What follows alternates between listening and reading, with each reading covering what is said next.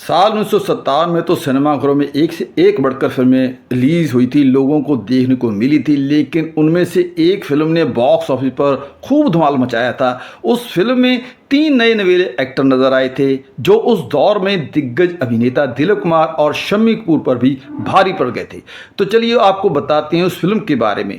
50 के दशक में दिलीप कुमार का नाम बॉलीवुड के दिग्गज अभिनेताओं की लिस्ट में शुमार था। उस दौर में वो बॉक्स ऑफिस पर राज करते थे। लेकिन 1957 को एक ऐसी फिल्म सिनेमाघरों में रिलीज हुई जिसमें 3 नए नवेले एक्टर राजकुमार, राजेंद्र कुमार और सुनील दत्त साहब नजर आए थे और उस फिल्म का नाम था मदर इंडिया। इन तीनों की ये पहली ऐसी फिल्म थी जिसमें उन सभी को रातों रात सफलता की चरम सीमा तक पहुंचा दिया था। और इसी फिल्म के दौरान नरगिस ने अपने जमाई से एक मुलाकात भी कर ली थी जिसका उसी सेट पर जन्म भी हुआ था। दोस्तों ये एक ड्रामा फिल्म थी जिसका निर्देशन महबूब खान ने किया था और इसमें नरगिस, सुनील दत्त, राजेंद्र कुमार और राजकुमार ने अभिनय किया था। यह फिल्म महबूब खान की पिछली फिल्म औरत 1940 की रीमेक थी। इस फिल्म को दर्शकों ने बेहद पसंद किया था और रिलीज के साथ ही यह फिल्म सिनेमाघरों में छा गई थी। इतना ही नहीं, विकिपीडिया के अनुसार आंकड़ों की माने तो यह साल 1957 की सबसे ज्यादा कमाई करने वाली फिल्म भी बनी थी। इस फिल्म को बनाने में 60 लाख रुपए लगे थे और यह फिल्म 4 करोड़ की कमाई करके 1957 में पहले नंबर पर रही थी और इस फिल्म को ऑल टाइम ब्लॉकबस्टर कहा जाता है। दरअसल साल 1935 में जब निर्देशक महबूब खान ने 2 अमेरिकन किताबें गुड अर्थ और दी मदर पढ़ी तो उन्होंने बाबू भाई मेहता से इन किताबों के हिसाब से कहानी लिखने के लिए कहा और बाबू भाई ने इन किताबों से इंप्रेस होकर एक बेहद खूबसूरत कहानी महबूब खान को दे दी और साल 1940 में औरत नाम के टाइटल से इस कहानी पर फिल्म प्रदर्शित भी कर दी गई और बाद में साल 1957 में इसी कहानी को बड़े बजट के साथ रंगीन स्क्रीन के साथ बड़े पर्दे पर रिलीज किया गया जिसका नाम रखा गया mother India.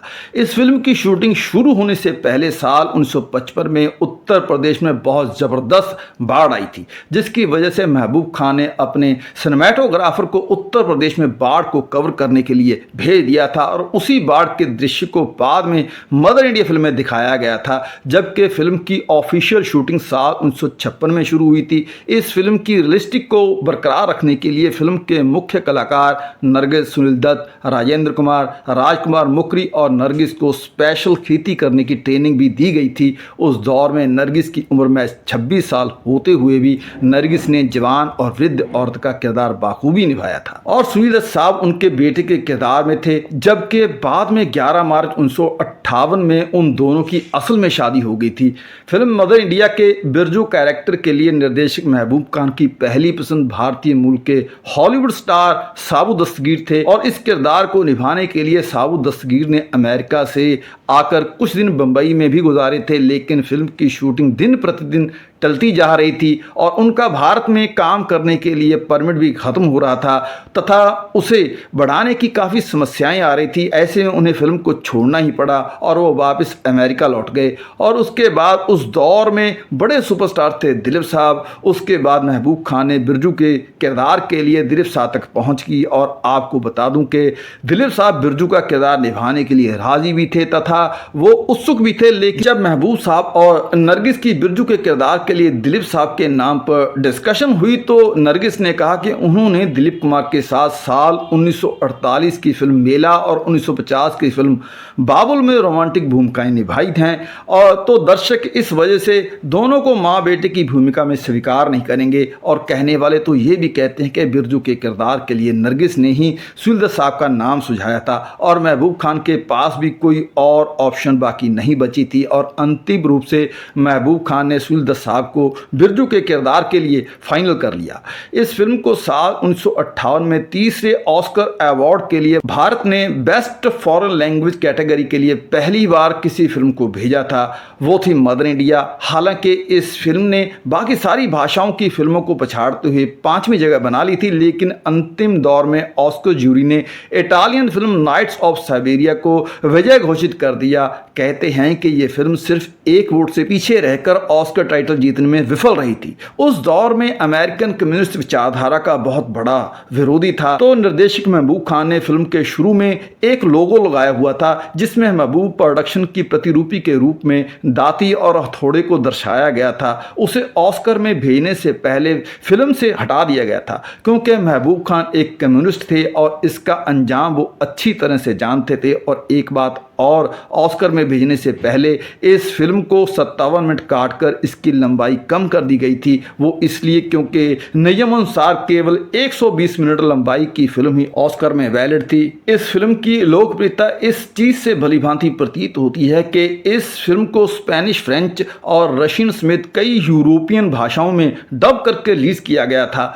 Greece, Spain, Romania और पोलैंड जैसे देशों में भी अच्छा काम किया था। ये film mother India film release का ये साल फिल्म के तीनों अभिनेताओं राजेंद्र कुमार, सुनील दत्त और राजकुमार के लिए बहुत खास साल रहा। यह फिल्म इन तीनों के करियर की शुरुआती कामयाबी फिल्म रही, जिसका इनके करियर में बहुत बड़ा अहम रोल रहा। और इस एक फिल्म की वजह से इन तीनों को कई बड़े बड़े फिल्म के ऑफर भी मिले और वो तीनों हिंदी फिल्म इंडस्ट्री पर छा गए। और इस फिल्म के बाद राजेंद्र कुमार के करियर में एक दौर ऐसा भी आया जब उन्हें जुबली कुमार के नाम से जाना जाने लगा। और एक बात राजेंद्र कुमार के बारे में आपको और बता दूं कि इसी फिल्म के दौरान राजेंद्र कुमार की पत्नी भी गर्भवती हो गई थी और इसी फिल्म की शूटिंग के अंत तक, मतलब साल 1958 में उनके मतलब राजेंद्र कुमार के बेटे कुमार गौरव का जन्म भी हुआ था। और जब मदर इंडिया फिल्म की शूटिंग के दौरान राजेंद्र कुमार पिता बने तो उनकी पत्नी और उनके नवजात बच्चे को देखने के लिए फिल्म इंडस्ट्री की तरफ से सबसे पहले नरगिस ही गई थी। और अब आप सोच कर देखिए कि जब नरगिस ने कुमार गौरव को अपनी गोद में लिया होगा तो उनके जहन में भी कहीं नहीं आया होगा कि आगे चलकर यह लड़का उनका दामाद बनेगा। और कुदरत का फरमान देखिए, उस फिल्म की रिलीज के बाद 11 मार्च 1958 में नरगिस की सुनील दत्त से शादी हुई और उन्होंने 2 बच्चों को जन्म दिया, एक लड़का संजय दत्त और साल 1962 में एक लड़की नम्रता दत्त का जन्म हुआ। और आगे चलकर साल 1984 में नरगिस और सुनील दत्त की बेटी नम्रता की शादी राजेंद्र कुमार के उसी बेटे कुमार गौरव से हुई, जिसे जन्म के वक्त नरगिस देखने के लिए गई थी तथा उसे अपने हाथों में उठाए खड़ी थी। तो दोस्तों, आज के लिए इतना ही। और किस्से कहानियाँ सुनने के लिए चैनल को सब्सक्राइब करके बेल आइकन को दबा दें ताकि आपको नोटिफिकेशन मिलते रहें। धन्यवाद।